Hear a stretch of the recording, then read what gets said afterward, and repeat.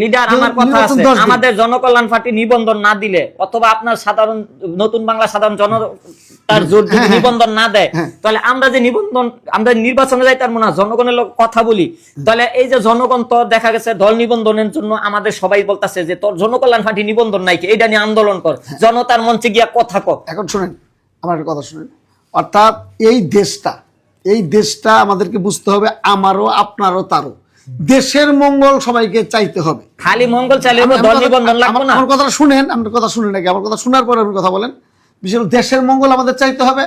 যদি নির্বাচন না হয় এই মুহূর্তে দেশ 200 বছর পিছিয়ে যাবে। কারণ আজকে 2 বছর যাবত একটা অনির্বাচিত সরকার, এই অনির্বাচিত সরকারের সাথে কোনো দেশ কন্ট্যাক্ট করে না, অর্থনৈতিক উন্নয়ন হয় না, দেশে মেগা প্রকল্প আসে না, বাজেট হয় না, দেশের সাথে কোনো দলিল দরবার করার সুযোগ নাই। ঠিক আছে লিডার, এখন সন্ত্রাসী দলের নিবন্ধন হয়, আমাদের নিবন্ধন হয় না, এটা জনতার মঞ্চে বলবো না? জনতার মঞ্চে বলেন, জনতার মঞ্চে বলেন, কিন্তু আপনাকে বুঝতে হবে যে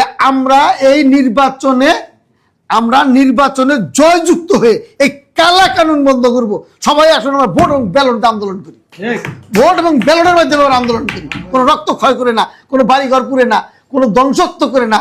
আমরা একদিনে আন্দোলন করব, যে আন্দোলনে এই জনকল্যাণ পার্টির চেয়ারম্যান সেই দিন হবে পিয়ারের কমপক্ষে 20 থেকে 25টা আসনের মালিক।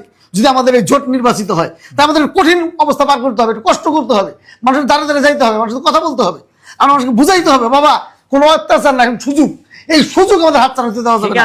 এই সুযোগ আমাদের আমরা জনতার মঞ্চে জনগণকে নিয়ে আমরা আছি। হ্যাঁ, আমরা থাকতে হবে। আসসালামু আলাইকুম, ধন্যবাদ।